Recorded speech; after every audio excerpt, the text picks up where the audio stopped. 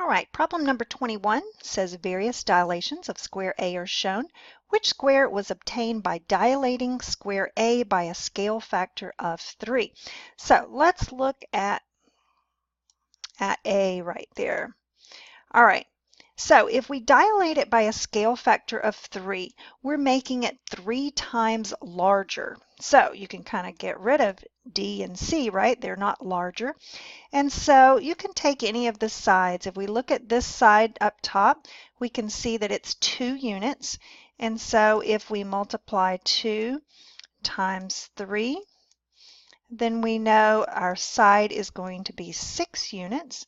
And so which of these have 6 units? So B is 1, 2, 3, 4, and E is 1, 2, 3, 4, 5, 6. So that is our correct answer.